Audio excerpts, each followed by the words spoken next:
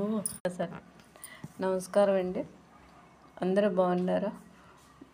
ఈరోజు మా ఇంట్లో సొరకాయ కూర చేస్తున్నాం. సొరకాయని ఫస్ట్ శుభ్రంగా కడుక్కోవాలి. కడుక్కుని పొట్టు తీసుకోవాలి. శుభ్రంగా మొత్తం పొట్టంతా తీసేసి పక్క పెట్టుకోవాలి. సొరకాయ చాలా మంచిదండి. అందరికీ తెలిసిందేనండి. మేమేం కొత్తగా చెప్తలేదు నేను. అందరూ వండుకునేదే, అమ్మమ్మలో నానమ్మలో అందరూ వండిందే.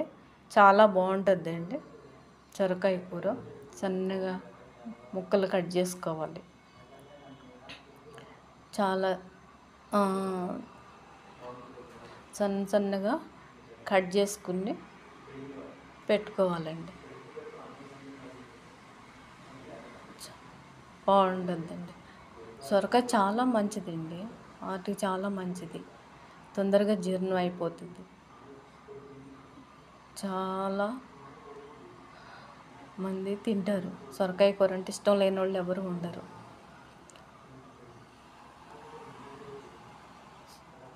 సన్నగా తరిగి పక్కగా తీసి పెట్టుకో.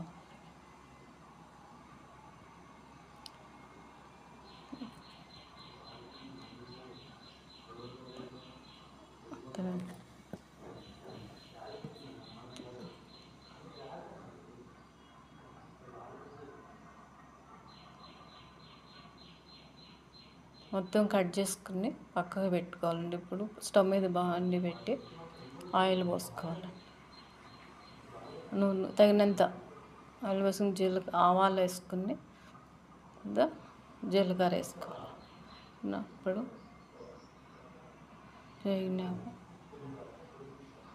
పచ్చిమిరకాయలు, సొరకాయ ముక్కలే వేసుకోవాలండి.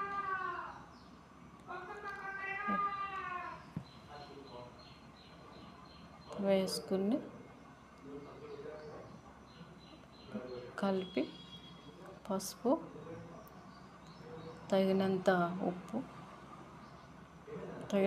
వేసుకుని ఒకసారి అంతా కలిపెట్టుకోవాలి. మేము కార్తీక మాసం కదండి, తినము ఉల్లిపాయను వెల్లుల్లి. ఇప్పుడు కారం వేసుకుని బాగా కలిపి పాలు పోసుకోవాలి. తగినన్ని పాలు పోసుకుని వండుకుంటే చాలా బాగుంటుంది. తగినన్ని పాలు